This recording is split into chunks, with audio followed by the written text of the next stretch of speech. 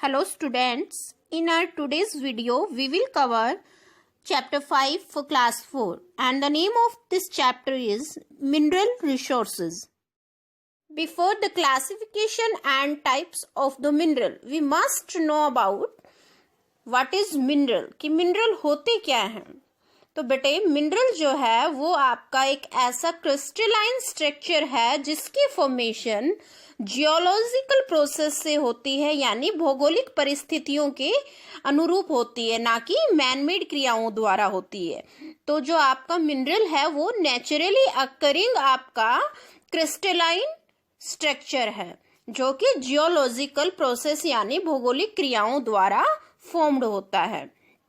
और जो आपके रॉक होती हैं वो one or more than one minerals के एग्रीगेट से सम से कंपोजिशन से बनती हैं।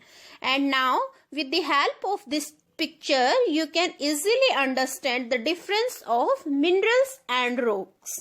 So let's see on the first quartz and feldspars. There are two minerals.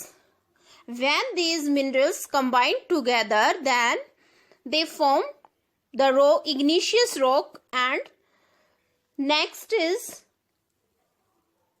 sedimentary rock, which is also formed by the formation and composition of two different minerals, and same like that metamorphic rocks also formed by the composition of two different minerals. यानी जो minerals जब आपके more than one minerals आपके एक साथ composite होते हैं, sum up होते हैं, तो उनसे जो आपके स्ट्रक्चर बनता है वो आपका रॉक कहलाता है। यहाँ जो है वो आपकी granite sandstone. Now the another important term of this chapter is mining. Mining होता है बेटे पृथ्वी के सतह से deep inside the earth surface extraction of valuable minerals. बहुमूल्य जो मिनरल्स हैं उनको पृथ्वी सतह से गहरे गड्ढों द्वारा खुदाई करके बाहर निकालना। तो ये जो प्रोसेस होता है वो आपका माइनिंग कहलाता है, खनन कहलाता है। यानी पृथ्वी सतह से बहुमूल्य मिनरल्स को बाहर निकालने का जो प्रोसेस है, the extraction of valuable minerals from the deep inside earth surface is called mining. ये आपका प्रोसेस माइनिंग कहलाता है, खनन कहलाता है। और ये जो पिक्चर आपको दिखाई गई है ये माइनिंग की स्टेप माइनिंग आपकी पद्धति है, जिसके द्वारा स्टेप बाय स्टेप कटिंग के द्वारा यानी स्टेप कट कर करके खदानों से कोयला बाहर निकालने का प्रोसेस शो किया गया है। So this is the complete process of mining with pictures. Now if we talk about the classification of minerals, then minerals are broadly classified into two major categories. First is metallic minerals and second one is non-metallic minerals. जो metallic minerals होते हैं आपके उनके बारे में बताया गया है कि ये जो मिनरल्स होते हैं इनके अंदर आपके मोर देन वन मेटल्स की अमाउंट आपको प्रेजेंट मिलेगी। Metallic minerals are the minerals that contains one or more metals, जिनमें एक से अधिक मेटल्स की अमाउंट आपको प्रेजेंस मिलेगी। सेकेंडली जो मेटेलिक मिनरल्स होते हैं बेटे वो आपकी इलेक्ट्रिसिटी के बहुत ही गुड कंडक्टर होते हैं, यानी सुचालक होते हैं। उनमें से इलेक्ट्रिसिटी इजीली पास आउट कर सकती है। इनके एग्जाम्पल की बात करें तो आयरन, कॉपर, गोल्ड, बॉक्साइट और मैग्नीशियम, ये इनके सबसे बेस्ट एग्जाम्पल है।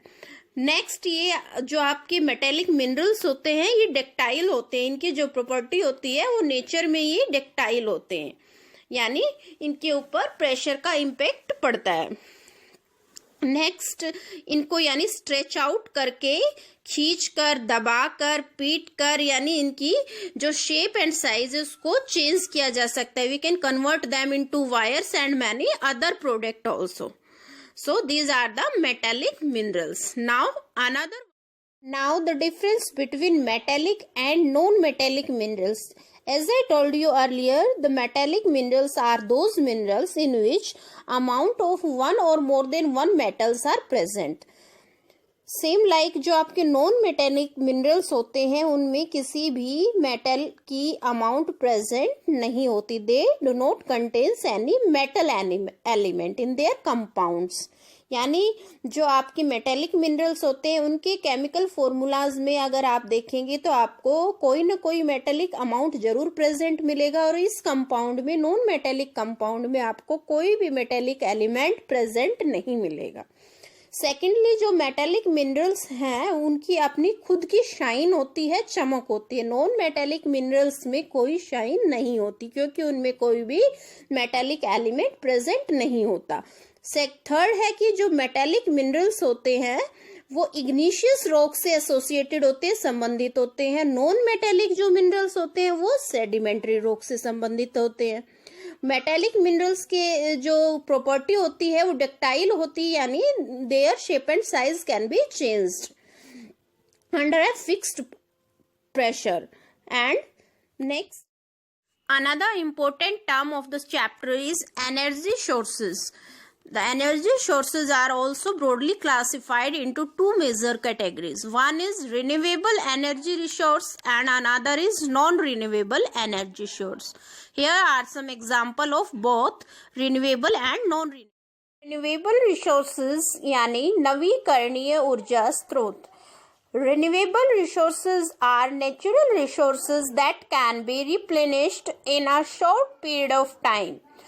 ऊर्जा के नवीकरणीय स्रोत वो होते हैं जो एक निश्चित समय के बाद, कुछ ही समय बाद, समय के थोड़े ही पीरियड में दोबारा से रिन्यू हो सकते हैं, रिप्लेनिश्ड हो सकते हैं. That is renewable resource of energy. Solar, wind, water, geothermal and biomass, ये इस प्रकार के ऊर्जा के नवीकरणीय स्रोतों के कुछ एक एग्जाम्पल्स हैं. नॉन रिन्यूएबल रिसोर्सेज यानी ऊर्जा के अनवीकरणीय स्रोत जिन्हें दोबारा से एक शॉर्ट टाइम पीरियड में रिन्यू करना पॉसिबल नहीं है. A source that exist in limited supply, ऐसे स्रोत जो एक नियमित निश्चित मात्रा में ही, सीमित मात्रा में ही प्रेजेंट हैं. Non renewable resources are used up faster than they are able to be replaced.